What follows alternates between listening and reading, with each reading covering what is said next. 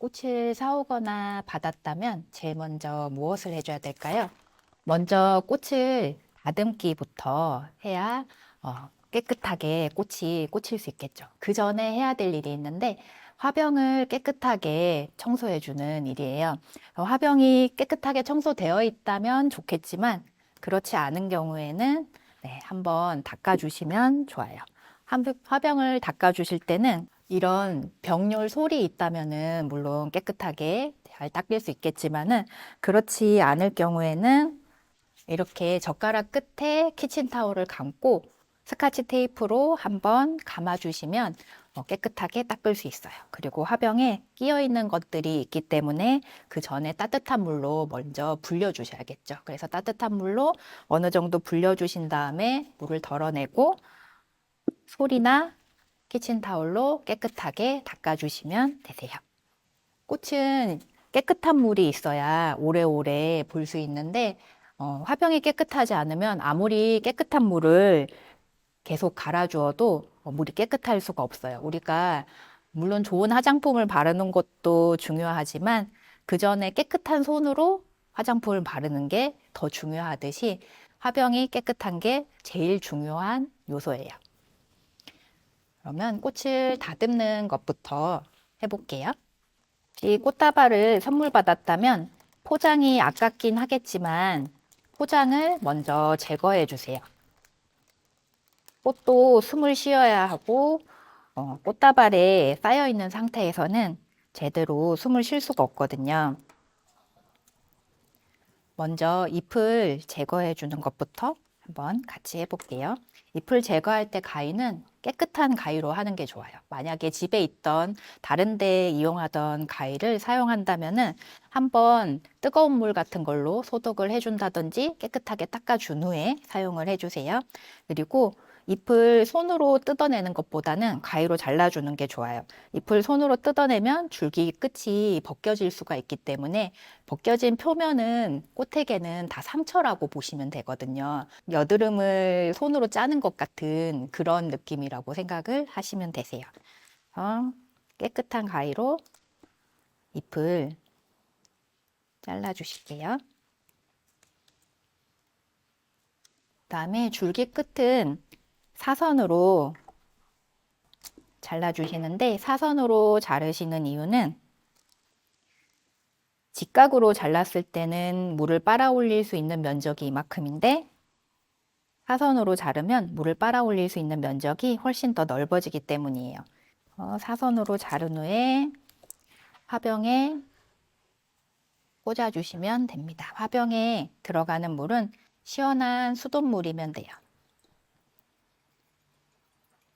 물의 양은 줄기가 무르거나 솜털이 있는 박테리아가 잘 생기는 연약한 줄기는 물의 양을 조금만 하고 자주 갈아주시고 줄기가 단단한 장미 같은 아이, 나뭇가지 같은 아이, 그런 아이들은 물의 양을 많이 한다고 보통 생각을 하시면 되세요. 이렇게 꽂아주시면 됩니다. 이렇게 꽂아주셨을 때는 햇빛이 들지 않는 곳, 에어컨 바람, 히터 바람이 나오지 않는 곳, 그리고 시원한 곳에 두시면은 오래오래 보실 수가 있어요. 사선으로 자르지 않는 줄기는 튤립이나 카라처럼 파처럼 생긴 줄기는 물을 굉장히 잘 빨아 올리고 그리고 사선으로 잘랐을 때는 벗겨지기 때문에 양파 끝처럼 벗겨지기 때문에 튤립이나 카라 같은 줄기는 이렇게 직각으로 자른다고 생각을 하시면 되세요. 그리고 잎은 거의 다 떼주시는 게 좋으세요. 잎을 떼주실 때는 아래로 이렇게 벗겨내기보다는 옆으로 벗겨내시면은 줄기를 상하지 않고 이렇게 벗겨낼 수가 있어요. 카네이션도 마찬가지 잎을 떼주실 때는 이렇게 벗겨내지 마시고 옆으로 하나하나 떼서 상처가 나지 않도록 벗겨주세요. 물은 매일 갈아주시는 게 좋고 시원한 수돗물을 매일 갈아주면서 줄기 끝을 1, 2mm 정도 매일매일 잘라주시면 줄기 끝이 물러지지 않고 아주 오래 보실 수가 있을 거예요. 네, 자르는 방법이 조금 특별한 아이들 설명해 드릴게요. 이런 나뭇가지 종류는 사선으로 자를 때도 아주 뾰족하게 잘라주시는 게 좋아요. 왜냐하면 굉장히 재질이 단단하기 때문에 물을 빨아 올리기가 어렵거든요. 그래서 이렇게 사선으로 뾰족하게 잘라주신 다음에 반으로 갈라주시면 훨씬 더 물을 잘 빨아 올릴 수가 있어요. 이렇게 했을 때도 좀 물을 잘 빨아 올리기 어려운 애들은 두드려 준다거나 네, 그런 방법을 쓰기도 해요. 그리고 화병 아래로 들어가는 부분은 물에 담기는 부분은 잎이랑 가시가 하나도 남김없이 제거되게 해주세요. 왜냐하면 물에 잎이나 가시가 잠기게 되면 물이 상하게 되거든요. 그래서 잎이나 가시가 들어가는 부분은 전부 제거해 주시고 꽂아 주시면 되세요. 그다음에 수국은 물을 무척 많이 먹고 좋아하는 아이죠. 그래서 이것을 물꽂이라고도 하고 워터픽이라고도 하는데 수국 역시 아주 뾰족하게 잘라주시고 잎은 거의 다 떼주시고 꽂아주시면 되세요. 그리고 수국 같은 경우는 여기가 꽃처럼 보이는 꽃받침인데 이 꽃받침에다가 물을 자주 뿌려주시면은 훨씬 더 오래 보실 수가 있어요. 그래서 꽃받침에 스프레이 같은 걸로 물을 자주자주 뿌려주시면서 반려식물처럼 가꾸시면은 훨씬 더 오래 보실 수가 있을 거예요. 여기까지만 아셔도 충분하지만 플로리스트들이 쓰는 여러 가지 방법 중에서 여러분이 하실 수 있는 것 4가지 알려드릴게요. 먼저 꽃을 자를 때 물속에서 자르는 방법이에요. 물속에서 자르는 이유는 우리가 공기 중에서 자르면 자르는 순간에 잘린 가지에 공기가 들어가게 돼서 그 공기가 물을 빨아 올리는 걸 방해하기 때문이거든요. 그래서 물속에서 잘라주면 좀 더 오래 보실 수가 있어요. 물속에서 한번 잘라볼게요. 이렇게 자르실 때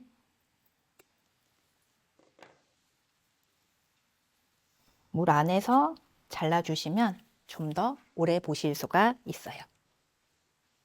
그 다음은 열탕 처리라는 방법인데요. 우리가 꽃시장에서 꽃을 사왔을 때 줄기 끝이 색이 다른 경우가 있잖아요. 그건 상인들이 열탕 처리를 해둔 경우예요. 열탕 처리를 하는 이유는 한번 뜨겁게 줄기를 관리를 해주면 줄기가 조금 더 물렁해져서 물을 빨아 올리기가 쉽게 되기 때문이에요. 60도 정도의 물로